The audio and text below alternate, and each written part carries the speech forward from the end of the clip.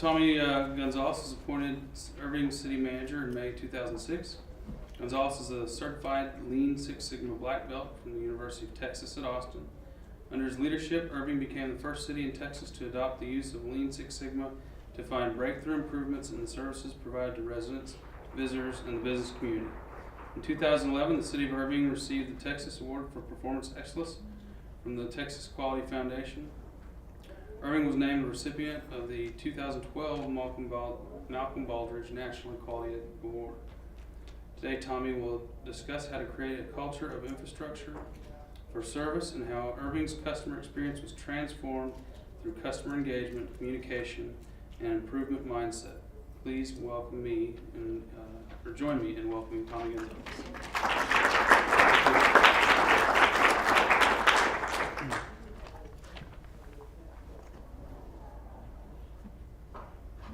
How are y'all? Y'all asleep? After lunch? Yeah, a little sleepy?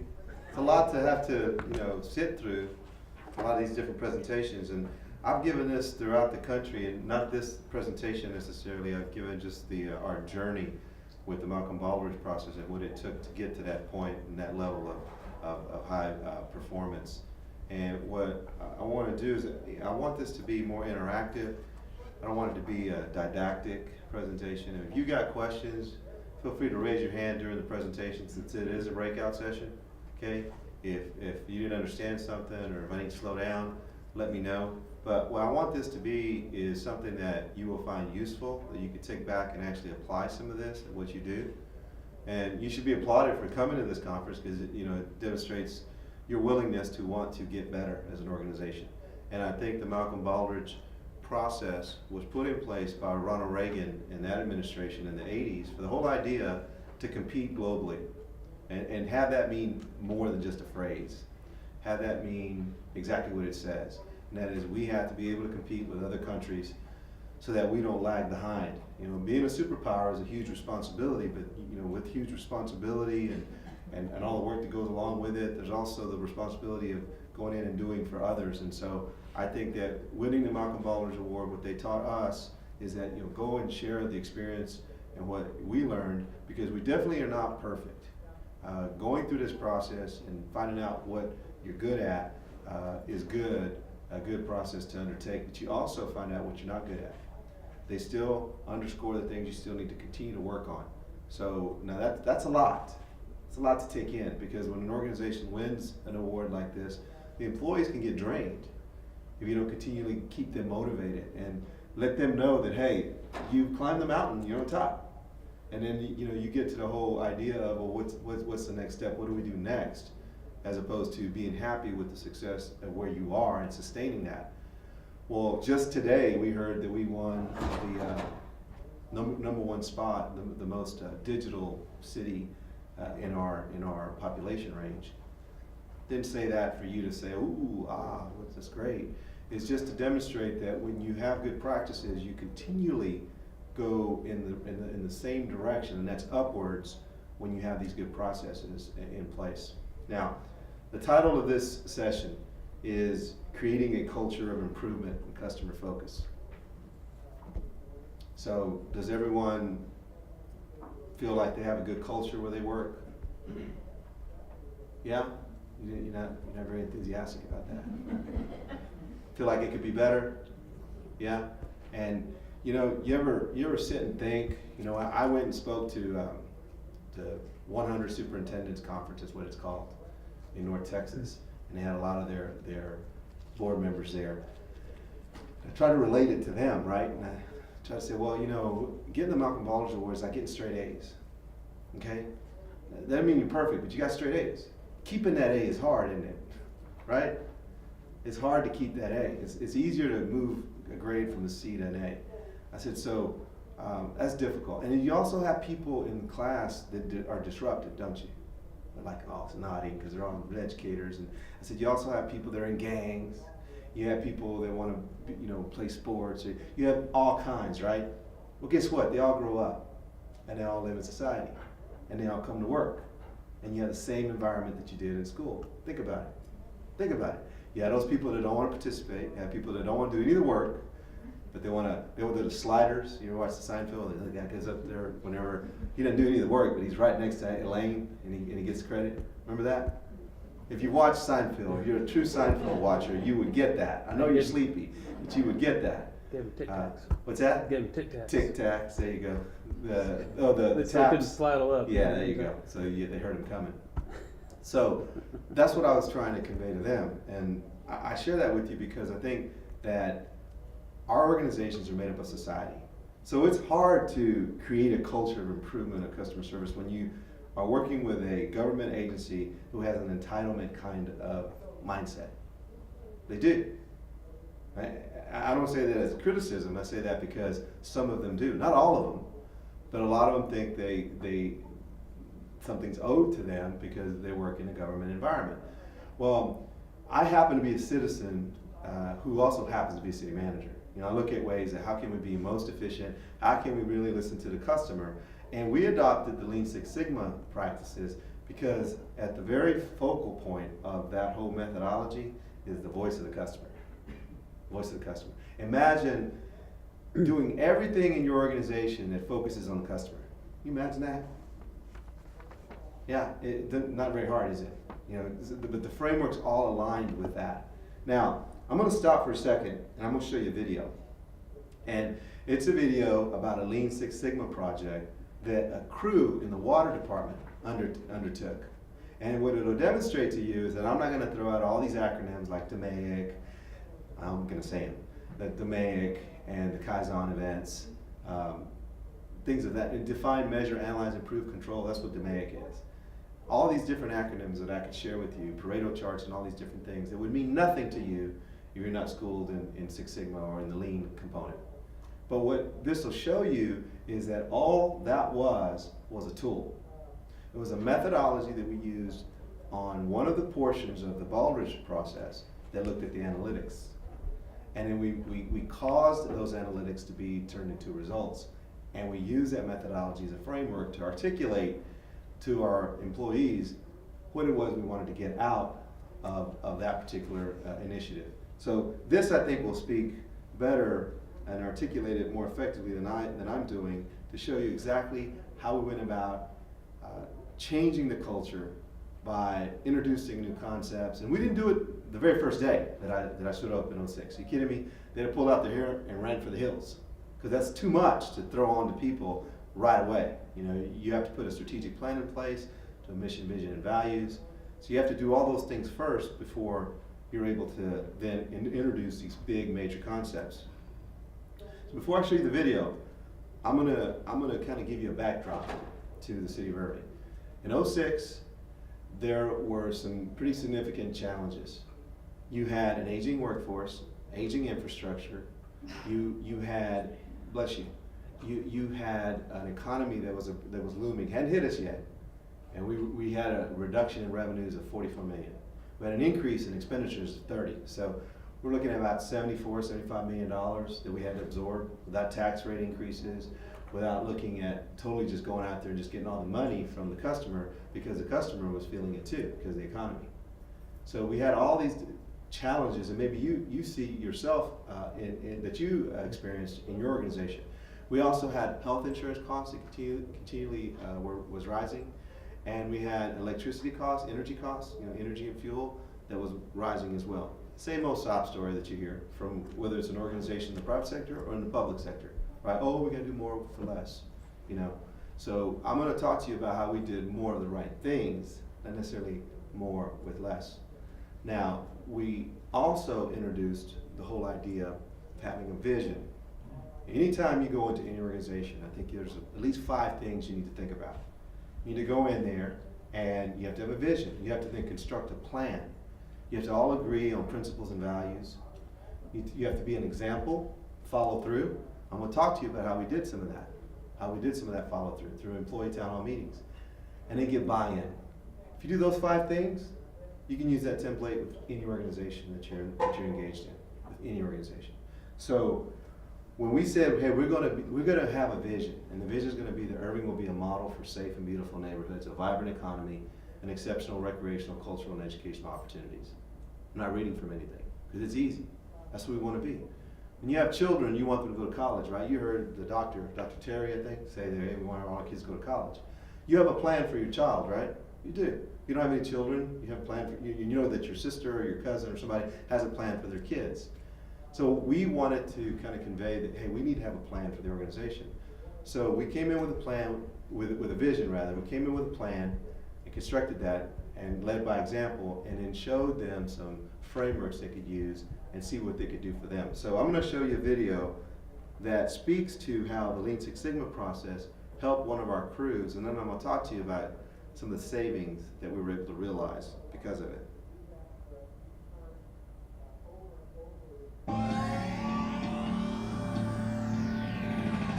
That wasn't hard at all to learn the Six Sigma process. Came in, sat down, batted ideas around. It makes it easier on everybody. Yeah, it'll speed up all the processes on all the jobs that we do.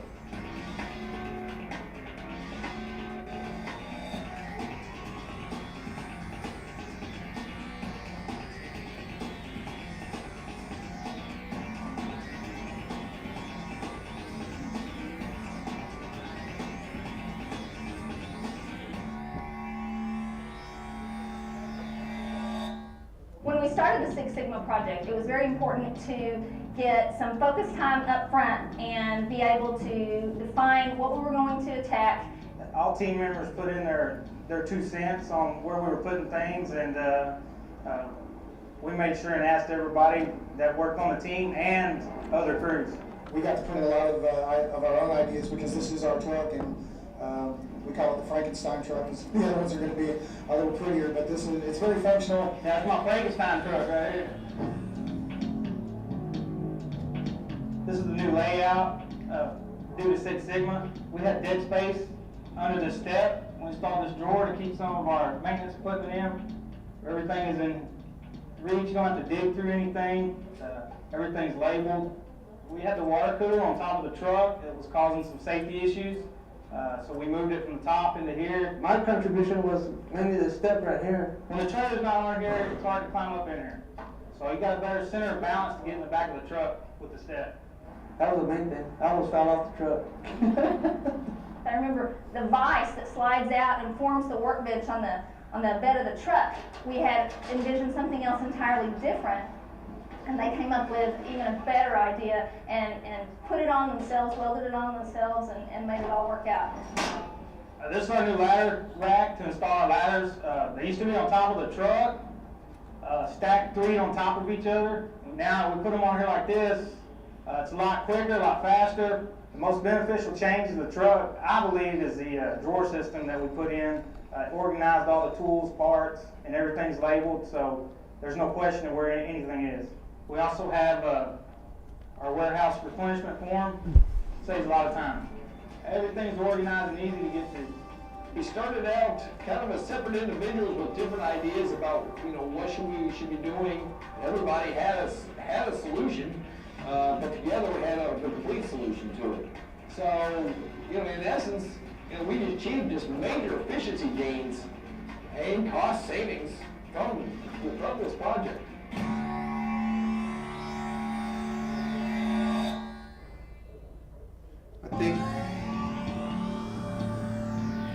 I think that what that video shows is that we had to show them kind of what benefit they would get out of this framework that would give a better service to the public, but it was also going to make it easier for them. So that was the key about getting the buy-in that I mentioned earlier. It was important that they knew that these new frameworks or the new processes that we were introducing to them was actually going to be beneficial. So I think as a leader, you're responsible to put forth a good product that your staff could stand behind it and it would truly benefit them, because then you have that alignment. And I think that's key in any Baldrige organization, that you want to have alignment, not with what you say, what you do, with the mission, the vision, the values, and how this is all tiered on and overlapping with one another. And you see when we say something to our staff, that then we give them things that's going to be very beneficial to them. The having the vision and the strategic plan is what we consider how we connect to our staff mentally, intellectually. I think you need to connect here, and you need to connect here, mind and heart and soul, and then they have to touch the results. And we really challenged our staff through a strategic plan and through having a good, strong vision in place, and that was the intellectual stimulation. We did KPIs, so we introduced these new data points that they didn't have before. From the standpoint of how did we connect with them, you saw for yourself just now how we gave them a product that actually was helpful for them. But we did some other things on the heart and the soul. We challenged them in employee town hall meetings, and we told them that, we want you to be the very best, not just for you, but for God, and then for your family, for yourself, and then for the organization. So we really kind of dug deep and showed a little courage by really talking about something that we felt like would connect with them. And we felt like that was important because we wanted to get their attention. We wanted them to understand how important it was that we felt like putting our best foot forward was important as an organization. And we gave an example of kind of getting their attention by sharing with them stories about going to church.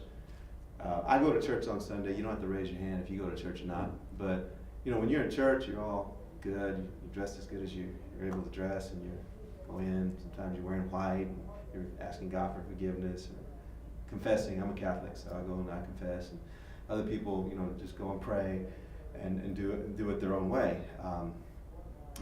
Then you drive out and you're honking at people, cussing at people, or somebody's trying to cut in front of you. Or you go to work on Monday and you say, man, it must be nice that Julie's just sashaying in at 8:30. Or look at Jeff, look at what he's not even helping with this project. He's leaving at 4 o'clock. So we told our staff, look, we want you to have a positive mindset. We want the very best every day. So that's how we wanted to connect with them. I'm not telling you that's what you should do, I'm telling you what we did. The touch part, well, we gave them results like we gave them this kind of framework with Lean Six Sigma, but we gave them other kind of results. They in their survey said that they wanted a balance with work and family. And so we gave them something that was tangible. We gave them a wellness program on steroids. A wellness program that, like no other. I mean, I don't like wellness programs. I played football in college and I like to eat. And I don't like to get brochures and be told what not to eat.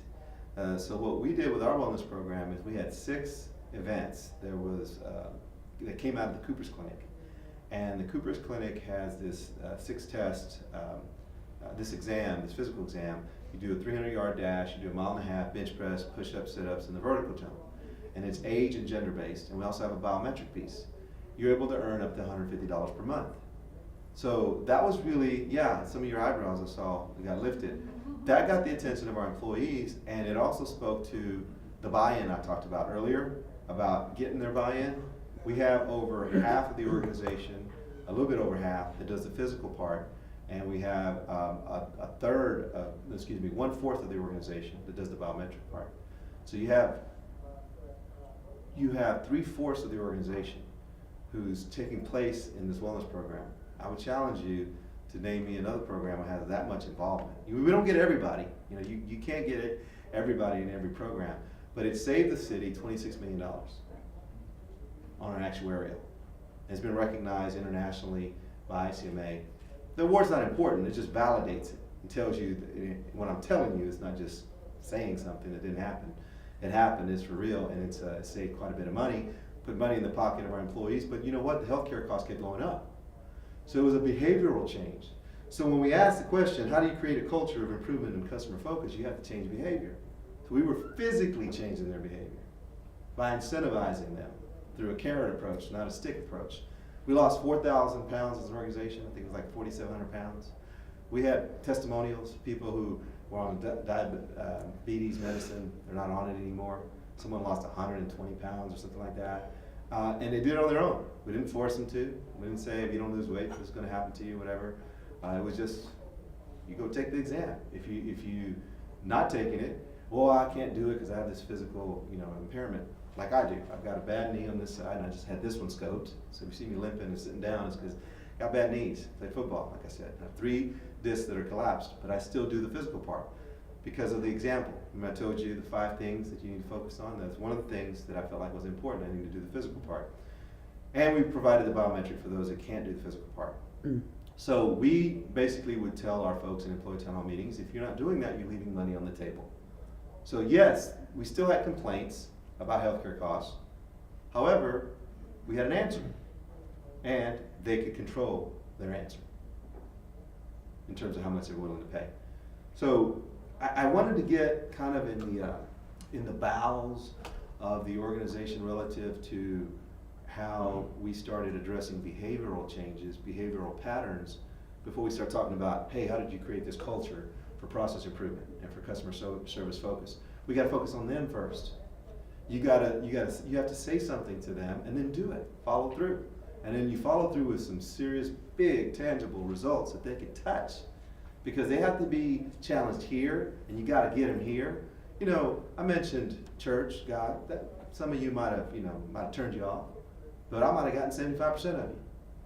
And others might be incentivized by $150. You know, others might be incentivized by the results that they're gonna be a part of. You gotta do a little bit for everybody, and you have to have the courage to give a little bit of yourself.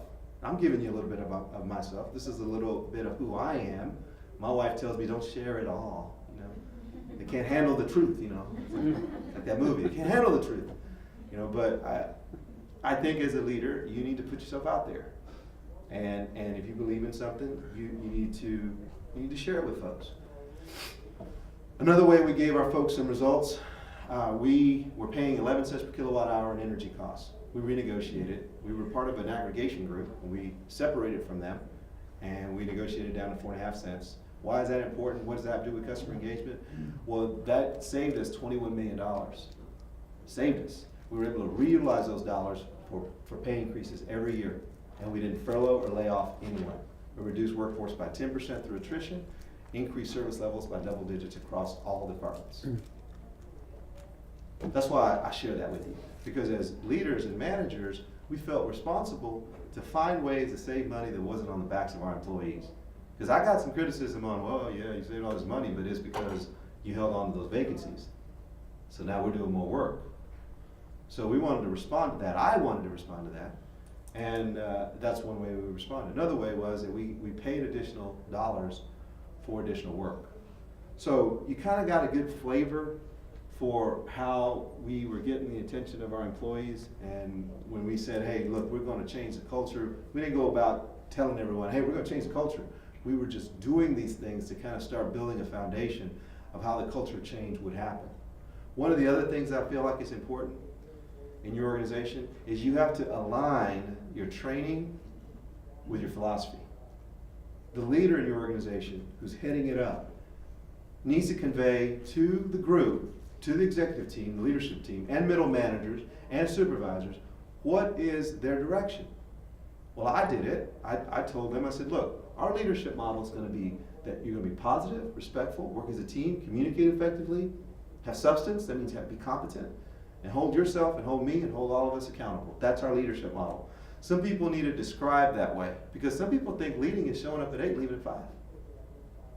Some people think leading is showing up at 5:30 in the morning and not leaving until 8. Didn't get a whole lot done in there, but boy, they were there a long time. They might have got one spreadsheet done. Who cares? What does that have to do with the strategic plan? What does that have to do with results? So we were changing the whole idea of how we were laying out expectations and how we were conveying those expectations to our people. Now that just didn't happen because we were doing it through osmosis, or we had we had all these powers mentally that just looked at somebody and knew exactly what we were thinking. We had to have the training. And the training were things like the traveler's gift, the alignment that I talked about before. You know, you talk about Anne Frank and being positive, and that's in our leadership model, and she's a great example by being positive. We talk about doing these great things about making Irving a model for not only safe but beautiful neighborhoods. How do you get someone who picks up trash to think he does more than pick up trash? Anybody know the answer to that? Anybody? There's a lot of smart people in here. How do you do it? You gotta focus on the outcome of what happens for. That's exactly right. You're a real smart lady. That's exactly the right answer. How do we do that? We talked to them about Colonel Chamberlain. Anybody know who Colonel Chamberlain is? Come on. You don't know your American history? Yeah, you do. You just don't want to show off, right? Nobody knows who Colonel Chamberlain is. Okay, you remember the Civil War? Yes, sir. He led the bayonet charge in Gettysburg. There you go. There you go. He's exactly what he did. And what else? He didn't have a whole lot of ammunition, did he? No. Or food. Yeah, that's why I did the bayonet charge to push back the rebels. And what does that mean, the bayonet charge? What was the military doctrine at that time? Just sit tight and wait for reinforcements. Yeah, so if you charge, that means you had reinforcements, right? That's why the South gave up. Now he took action. Right? He could have given up, right? Could have just sat there scared and not done anything. But he did something. He did something. Now he did the right thing. He did a good thing, and they all gave up. He didn't even have enough people to get all the enemy rounded up and lock them all up or get them all as prisoners. But that one act was credited, that battle, changing the course of the war. What does that mean to the guy who's picking up trash in Irving? Well, it means that person changed the world. I know that sounds corny, but that person did. If he would not have done that, what if we would have been divided, North and South? Huh? We might be sprechen the Deutsch right now. The Nazis could have won, because there would have been somebody strong enough to fend off Hitler. I've been speaking German now. Could have happened. Didn't, but it could have. So now, one guy knows that his one action, what he does, makes a difference. So the alignment is with goal one. Goal one is that you're going to visually improve the aesthetics of our community. So now when you ask that guy who picks up trash, what do you do? Because I make Irving look better. I'm part of goal one. Now there's an alignment there. Now it didn't get there by accident. He was picking up trash in drainage channels. That's it. We used the metrics. Again, I was talking about alignment. We used the metrics part in the Baldrige criteria, and we said, look, the most traveled streets are these 7 streets. So we not only made improvements to those 7 streets, physical improvements, like buried telephone lines or landscaping in the middle and redid streets and redid the intersections. But then, what if we'd have done all that and then just walked away? It got trashy, right? Well, we had those guys overlaid and they went out there and picked up trash. Now you're like thinking, that's not rocket science, Tommy, that's easy stuff. But it's not being done. You've got the water department to go in and dig up the street, right? Right after a brand new street's been laid down. In most cities. Maybe not all cities, or maybe not most cities. Let me be generous. In some cities. And so when you coordinate that effort and you align those departments, you get a better outcome. So we aligned engineering, landscape architecture and parks, all under one department. Call it a capital improvements program or department. So when they went in and did something, they overlaid that with those people that maintained it. All stuff that makes sense. Same reason why we aligned police and codes, and animal shelter, the animal services department rather, and CDBG dollars, and inspections, all under the police chief. Because instead of giving him more police officers, which he thought he needed, and how do you say no to police officers? Nobody here is going to say no to police officers if you're an elected official or a city manager. That's like apple pie and grandma. You don't say no to that. Do you? No, you don't. Anybody that does, they're the bad guy or the bad lady. And they get written about on paper. And you all read about it. Ooh, that person's bad. They don't want to help the police department. Right? Because they try to shape your opinion. Okay? And we're all sheep. Somebody tells us something, it must be true. It's on Google, it must be true. Right? Yeah, it's on Google, it must be true. So what we did is, by going in and shaping, the efforts of our folks and putting all these departments together that made sense, we were getting better outcomes, we were getting alignment. These things created the culture of improvement and customer focus because they were getting the support from management because of the way they were aligned, because of the way of the processes, because of the resources they were getting, because the police department now was getting everything they needed. So now they became the 5th safest city in the United States, and they weren't even on the road map before. They weren't even on the map rather before. Nowhere close. It just didn't happen by accident. It happened because they had those departments with them. It happened because the 100 departments that were level 4, from level 1 to level 4, those level 4 we had 102. We have 0 today. We either demolished them or they've been upgraded to level 3. You're like, well, what does that have to do with crime? Well, there's a lot of density in apartments. And if they're dilapidated, then they got to make money. Those slumlords, right? So they bring anybody in. They don't even check criminal records, anything like that. So it's deeper. The societal issues that we deal with are much deeper than you think. And when you get to the root cause and you get this alignment going, you change the culture. You change the expectation. You allow them to think out of the proverbial way of thinking, which is in this box or in this one department that's siloed, that everyone thinks, well, this is my department, don't mess with my department. Well, instead of just harping so much on that and having training classes on that, we simply just aligned them together and used the organizational chart as a tool as well, just like Six Sigma. And we reorganized over 20 times.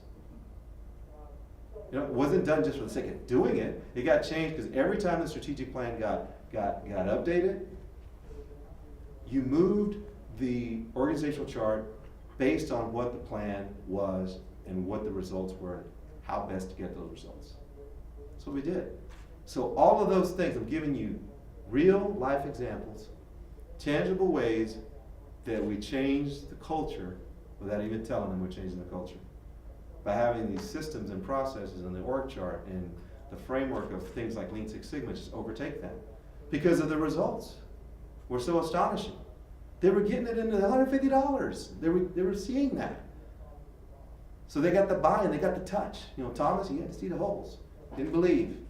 Got to see the holes. But you gotta connect with them here. And you have to connect with them here. Especially with today's generation that has every generation in it. I heard a new phrase, the boomerangs. Ones that come back home. You got Y, you got X, let me see, X, Y, baby boomers, traditionalists. I can't even keep up with it. So you got all these groups at the same time. You got to be able to, connect with all of them. And like I said earlier, what I said before might have connected with just half the room. But the other stuff might have connected with the other half. Or maybe not. Maybe we still have 10% that aren't connected. Probably when you leave, there'll be 10% got nothing out of what I said today. Because there's always 10%. Okay? And you have to be careful about overexpending your energy on that 10%. Okay? You need to focus on that 90. Yeah, you can't forget about that 10% because they can harm you. And they can harm the 90. They can infect them. Okay? Inject them with their vision. You don't want that. You want the group to be going towards the same path because everybody wants to get straight A. Right? Everybody wants straight A's. But it's easy to go and, well, let me try this. Just one drink. Right? Oh, it's okay. Nobody's watching. Let's go do this. But you got to stay on the right path. It doesn't mean you're drinking the Kool-Aid. That means, hey, you're trying to be the very best, like I said before. And because we as a country want to be the very best, because that's what this process is all about. It's not about the award. So the training has to be aligned. Whether it's a traveler's gift, which those were two examples from it, Colonel Chamberlain and Anne Frank, or whether it was 12 o'clock high, we use that as well for transformational leadership. I just fell backwards into it thinking that it was something that I found, but it's something that's used with Fortune 100 companies. My father-in-law was flipping channels one day at his house, and it was a black and white, and before I knew it, I was really liking the show. It's a great show if you've ever seen it. If you haven't, it's a great tool to utilize for training. Now, I'm going to show you a video. It's 20 seconds, 25 seconds, of one of the crew people, because it's one thing for me to say what I've said, one thing to show you that video, but this guy's just going to talk. And what we did as a way to engage our board, our city council, is we utilized the people who did the work out in the field and said, hey, you go out and present to the council. And this guy had this word for word written document that he was going to get up there and read, and we review all our presentations. It's called SBR, Strategic Briefing Reviews.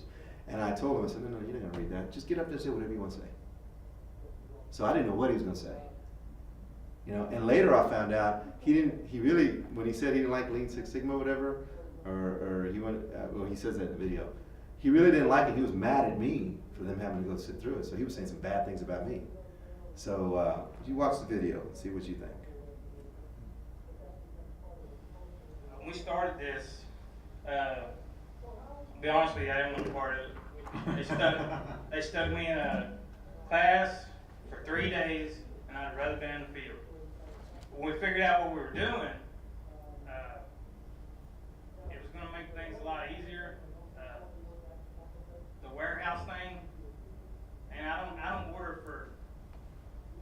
2 weeks now, when I used to order every day.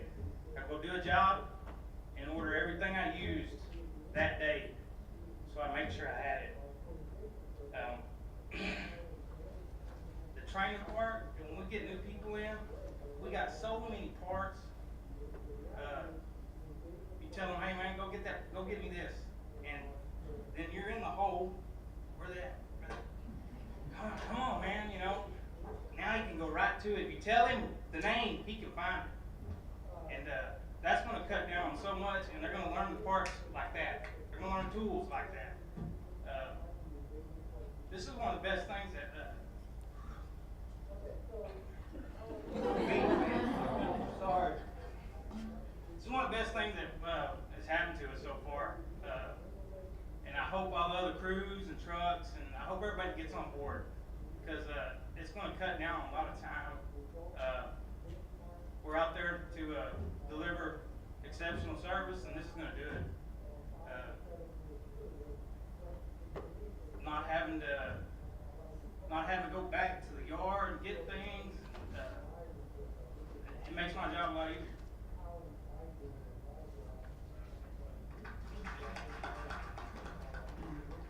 And the other thing I wanted to share along those lines is we've made, kind of calling in complaints a fun thing. We have a slide, we've got all eyes on Irving. So we have all 2,200 people in the city participate. You're probably wondering how. You've got general complaints that are listed on the card, things like high weeds, grocery carts out in the middle of the road, things like that. And we get everyone to participate, and whoever has the most calls in that are legitimate, they get a $50 gift card for pizza. The second place gets $35 for X or whatever. We do a lot of that throughout the city. So small incentives like that, but when we do a blitz, we get like 380 calls. So that's how we're proactive. Instead of waiting for people to complain about things, we do that, and it just depends on if it's the seasonal stuff, like in the summer, high weeds, maybe we start that up and do quite a bit of it. So that's been a very helpful process that we've been able to engage in. Does anyone else have any other questions at this time? No? Okay. I'm going to just go through this slide presentation and see if I want to make any comments on any of them. Anytime you put a focus together on customer service, you have to find out who your core group is, and obviously it's our residents, businesses, and visitors. And we use a lot of the surveys. That was key to our engagement. We did point of service surveys. They're not all listed, but we have close to 40 ways of communicating. Some of them are traditional, like you've done, but the point of service survey we found very useful. We did a resident survey that's very macro in its truest sense, and the point of service survey was for that service directly. And so that allowed us to make some adjustments to what we were doing. We found that oftentimes people were doing something they've been doing for 10 years and they wasn't important to the customer. And so that helped weed out 50,000 hours of staff time through Lean Six Sigma that we were able to inject into our processes and take that out. We were also able to save that $40+ million and absorb that $30 million plus number that I shared with you earlier through that framework as well. We have a lot of the same processes you've seen from some of the other groups. I've talked about the resident survey and how that was useful, and a point of service survey. We did town hall meetings, as I mentioned before, with the employees, but we also did it with the customer, the citizen that's out there in the community. We gave a general overview, and we give them some time to ask any questions that they had. We have a centralized complaint tracking system, like I mentioned. It just depends what you want to do in your organization. These centralized complaints tracking systems are good if you have a good infrastructure to handle it.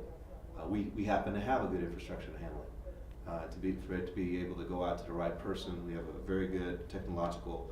I mentioned that we just got #1 in technology, top digital city. So we're very good with technology. I would highly encourage you to really utilize that. We have a lot of neighborhood meetings like most cities do.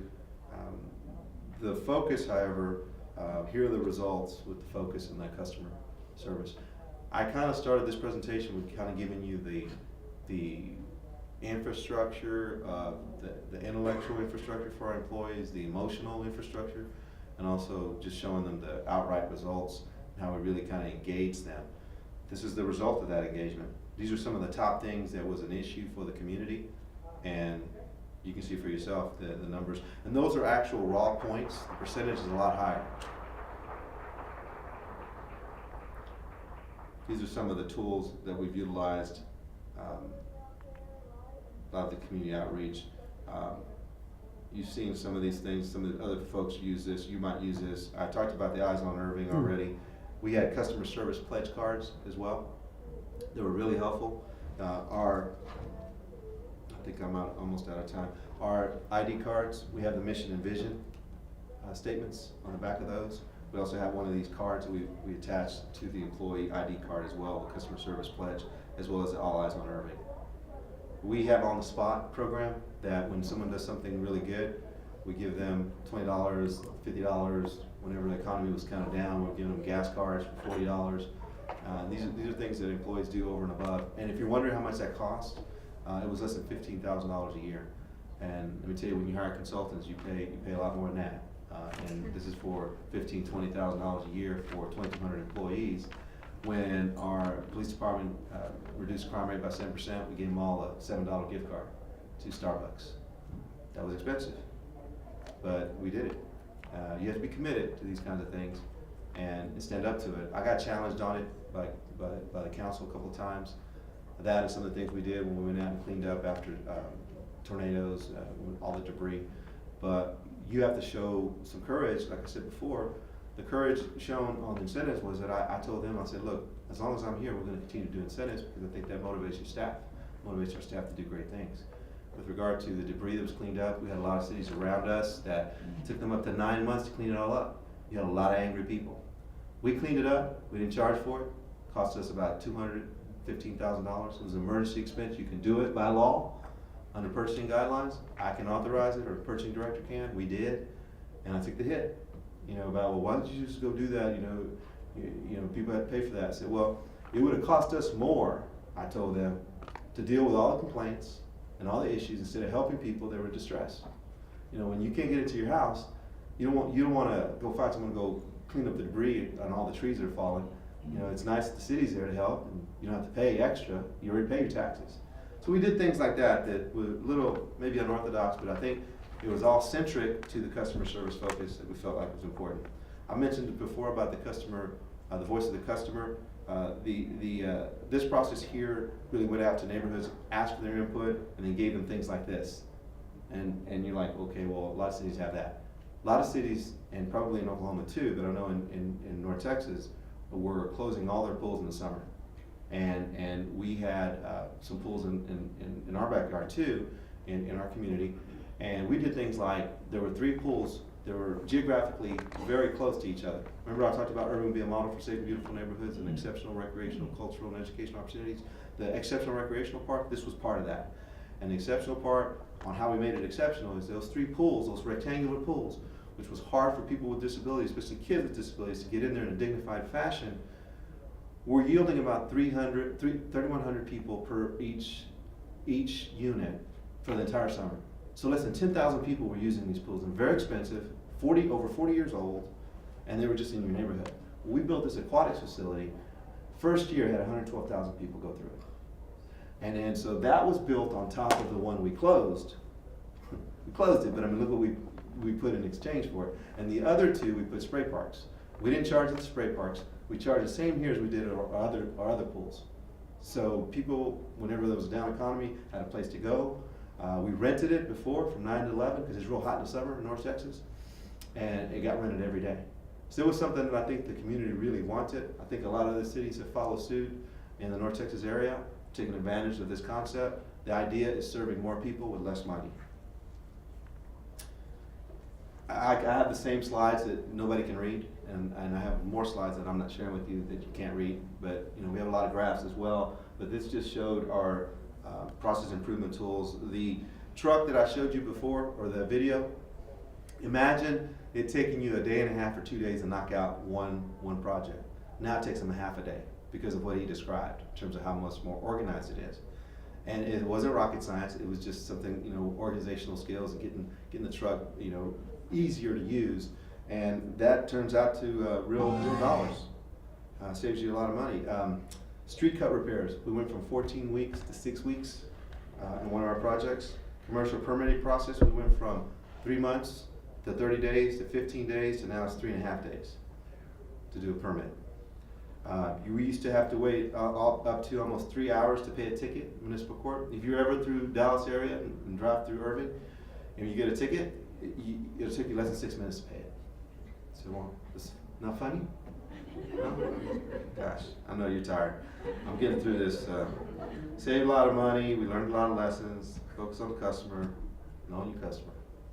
All right, I think I went over just a tad, 5 minutes, but thank you for listening. I know it's hard, a lot of stuff I threw at you. Any other questions? Okay, thank you all very much.